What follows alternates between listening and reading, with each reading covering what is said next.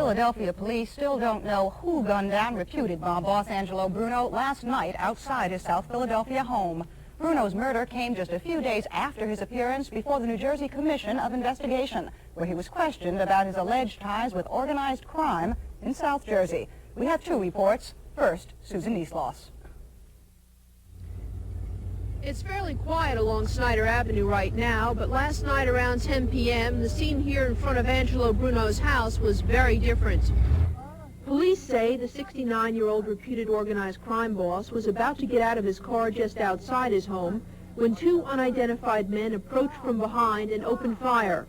Bruno, well known in the Philadelphia, South Jersey area for many years, was found slumped in the passenger seat, bleeding profusely from a bullet wound in back of his right ear. Today, neighbors described what they saw and their fears now that he's dead. He just had his head back and his mouth open and his face was covered with blood. And that's how I was standing from the front, and that's all you could see. And that's the way they left him for like an hour and a half. Then when they took him out, they just covered his face with an undershirt and carried him out.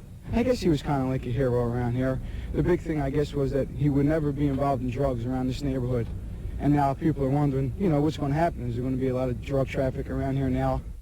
While detectives guarded Bruno's home to prevent any more violence, friends and relatives quietly filed inside to pay their respects, making it quite clear they wanted to mourn in private.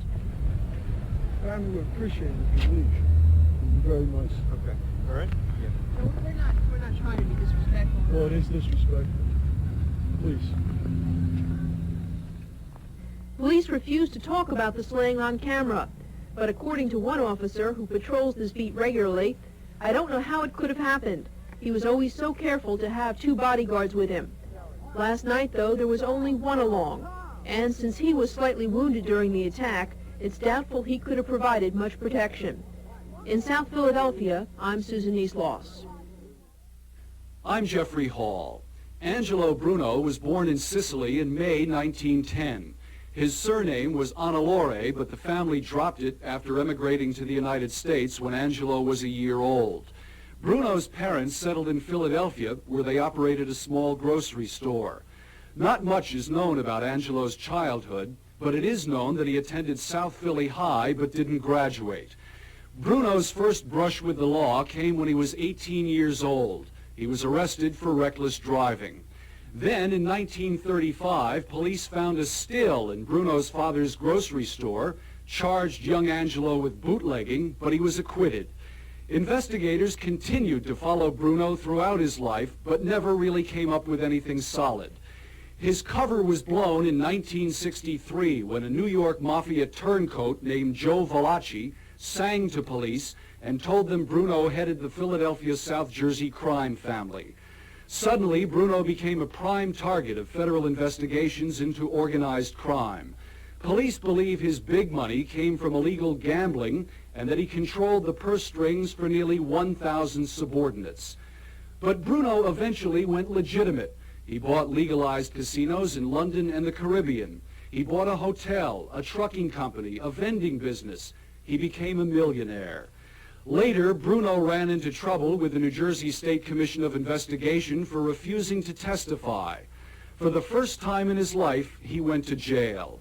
In 1973, he was released from Yardville Reformatory after spending a year and a half there. He got out for medical reasons, but in 1976, he was threatened with prison again if he continued his silence. In 1977, Bruno finally testified, but investigators weren't satisfied. In recent months, he continued to appear before the SCI, but never told the commission all it wanted to hear, never coming even close. Last December, reporter Kent Manahan caught up with Bruno in Trenton before an SCI hearing and asked if she could listen. As far as I'm concerned, you can come in. As long as they okay it, you have my okay. Because there's nothing I have to hide.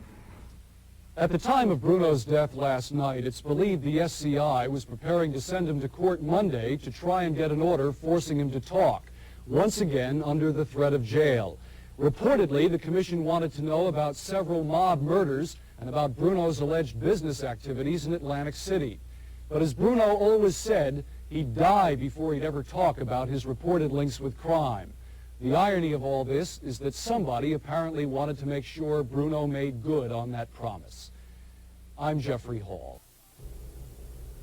Angelo Bruno, the godfather of South Jersey and Philadelphia, was buried today. Last Friday night, 2 shotgun blasts ended Bruno's life on the street in front of his house in South Philadelphia. And this morning, more than 1,000 people crowded around a small church just a few blocks away. Steve Taylor was there. A wall of curious faces gave way reluctantly when the heavy bronze coffin arrived at the Church of the Epiphany of Our Lord. Inside, about 250 relatives, friends, and associates waited for the remains of Angelo Bruno. The funeral was private. The 1,000 or so people outside, many from the neighborhood, had nearly an hour to think about the mafia and about the ways men can die. Last year, there were 2 mob-style killings which may be related to the Bruno shooting. Carmine Galante was murdered in the garden of a Brooklyn restaurant, and Anthony Little Pussy Russo died near his Monmouth County office. Some informers say these shootings had to do with a mob dispute over control of Atlantic City. The same sources say Bruno was shot by 2 hitmen from an organization in Hoboken hired by the New York mob. But there have been no arrests, and police say they haven't got any suspects. After the funeral, Bruno's widow and children were the first to come out.